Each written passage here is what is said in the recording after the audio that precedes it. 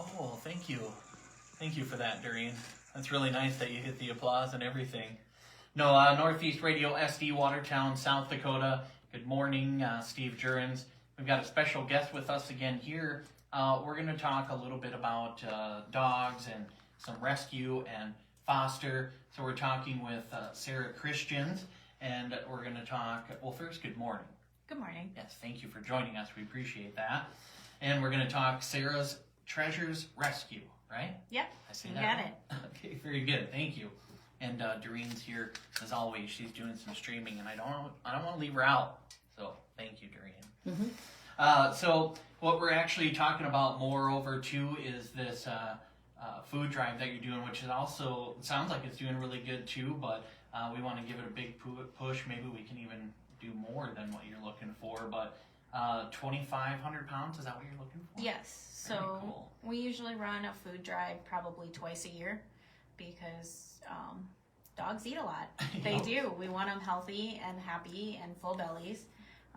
Some of the dogs come from, reservation life where they're scrounging for scraps, digging through trash bins, things like that. So sometimes they're a little thin when we get them, but when they go out, they're nice and plump and happy.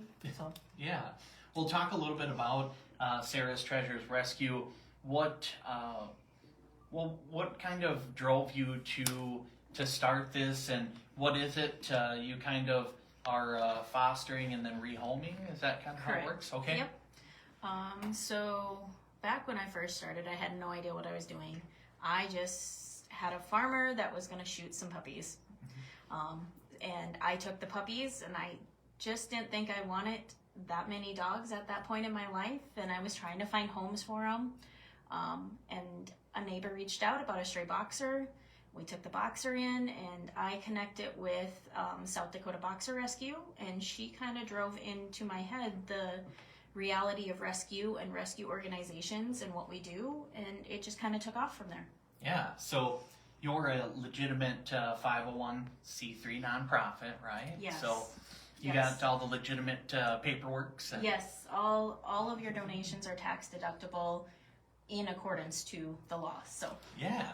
So you're legit. You're helping people out in a sense because the dogs too. Obviously, you're helping the dogs, but I think people they get a little extra sense of I don't know if completion's the right word when they they get these dogs. They've saved a dog. They feel like they really kind of like full circle maybe. yes, I don't know if that's the right word. fostering's not easy for our foster homes, but the payback on it is, that full heart and seeing them go from nothing to everything in that family's life. And a lot of our foster homes get regular updates on their foster dogs once they're placed in their forever home. We stand behind our dogs, so any point in their life something happens, tragedy strikes, whatever, we're there for that dog, and we will always take them back into our organization. So. And you kind of have the people that reach out to you the most. Where do you see most of your dogs come from? We see a lot of them come from Cheyenne River Reservation and then Lake Traverse Reservation. Both have their own groups that work directly with on-site people. And Almost Home Canine out of Sioux Falls, they're the big one that pulls from Cheyenne, and they really help us as well. We're in it together. We're in it for the dogs. Mm-hmm. Lake Traverse, I communicate directly with Alyssa, which is Lake Traverse Rescue and stuff, and they don't do public adoptions or anything. Their main goal is to provide spay and neuter and vetting for the reservation community and limit population and get the dogs in need to places where they can be loved and have that forever home. Wow. So when you're looking to rehome one of the dogs, you have a process for it too with application and things like that? Yes. Okay. We do a basic application. It gives us your basic information, current pets, current living style. If you're renting, we ask for vet references, personal references. We go through all of that. And then we do a home visit photo or video as well to make sure that everything is fit for the dog. Mm-hmm. The home visit isn't to judge. It's just to make sure it's suitable. We don't want a Great Dane living in a studio apartment if they're high energy. Yeah, So. definitely. Yeah, that makes sense. And so sometimes, how many, you might have several dogs at one time, and that's a little bit of why you lead to the food drives throughout Correct. the year? Correct. Yeah. Anywhere between probably 20 and 30 dogs at a time. Wow. Wow, okay. And you also have a full-time job, so like this isn't your full-time job, right? No, it's not my full-time job. I work full-time. Wow. Man, that's amazing. So we'll talk a little bit about then the goal to raise 2,500 pounds of dog food. We got to help you do that too. Obviously, we've explained a little bit about how much of a need you've got there. Man, that's a lot of dogs. I don't know how, that's got to be noisy sometimes, huh? Well, it helps that they're all kind of spread out to different homes, so Yeah. there's not a huge cacophony. Yeah. I have my own, so of course there's always those joyful yips and stuff that come along. Yeah, definitely. So we have to raise 2,500 pounds of dog food. Tell us more about the campaign you got going on right now. So the Hungry Bowl Food Drive is something we do to raise dog food. Dog food is our second biggest expense, right behind vet bills. But dog food, by donating it, I would say probably each dog goes through about a 40 to 50 pound bag a month. So sometimes, we have ones that have special needs and we just purchase that overhand. Fostering is free, so we provide all the dog food for all the dogs in our care. A lot of our fosters do donate to that just because that's the way they feel they can help. 2,500 pounds should hopefully get us like 6 months of food, is why we picked that number. So. Oh, okay. So the goal has some purpose behind it, if you will. Wow, 6 months. Okay. So you're going through like 5,000 plus pounds of food a year, you think? Yes. I mean, as best as you can estimate, because, Wow. Some fosters, they don't measure. They just fill the bowl and say, here you go. And other ones are measuring cups out. So it's just kind of a rough estimate of what we see going out, what I see handing out to fosters. Wow. So you started this November 1st. You got, have you gotten some raised already? Yes. Okay. Yes. Yeah. We've had a fairly decent turnout already. We had a matching donation come in, I think it was 2 weeks ago, of 540 pounds. So that's included, but so far we've raised 1,357 pounds. That's I awesome. do know a volunteer was picking up more, so hopefully I'll have an update on that later this week. Yeah, very cool.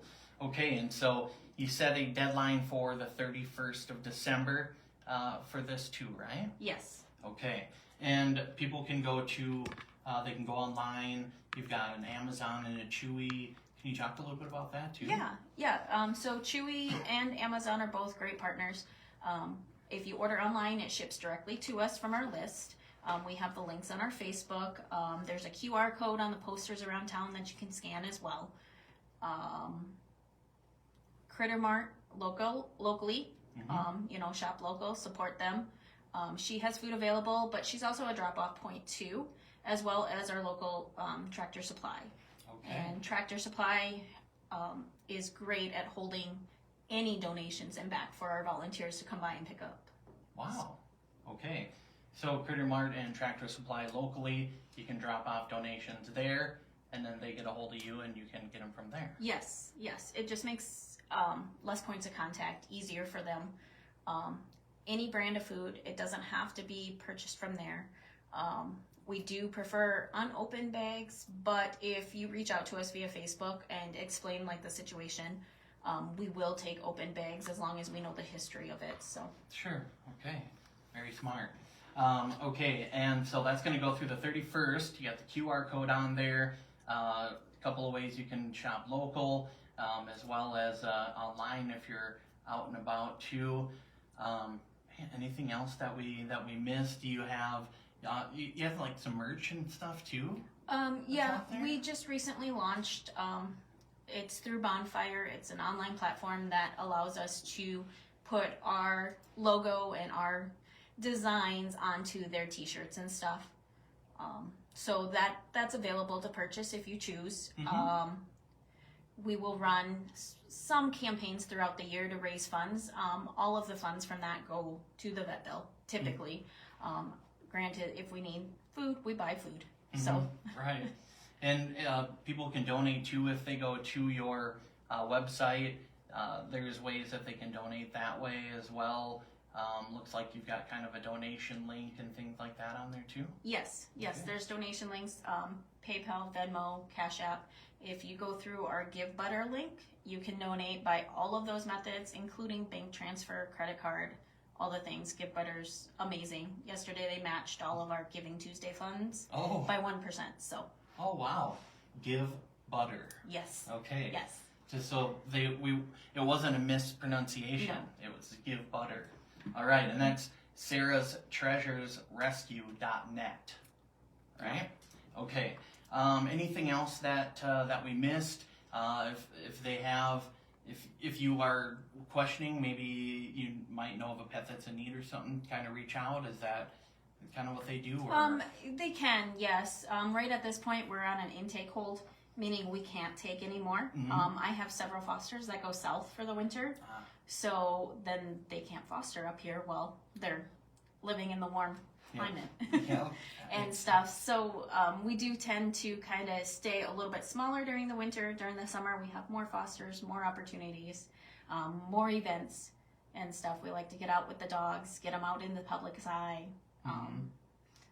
But yeah, I mean, either through like Facebook or email probably then is the easiest. Facebook and email are probably easiest way.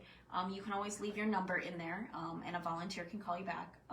All of our channels are monitored by several different volunteers. Okay. We try to be prompt on our responses. Sometimes we do get a little backlogged. We'll probably be a little bit slower because yesterday was Giving Tuesday, and we have lots of thank yous to write. Oh, that's good. Yes. That's a very good problem to have. Yes. So, excellent.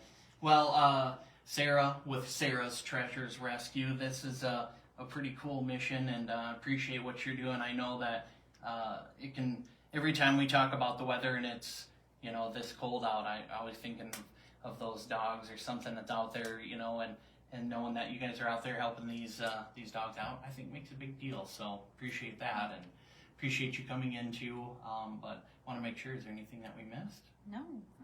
Thank you for having us. I mean, this was a great opportunity to come in and speak and spread our mission. Yeah, absolutely. Well, we want to have you back in too when you got any other events going on, and check out the merch and check out your Facebook and all that too. And again, that's Sarah's Treasures Rescue, and that'll do it for Northeast Radio SD.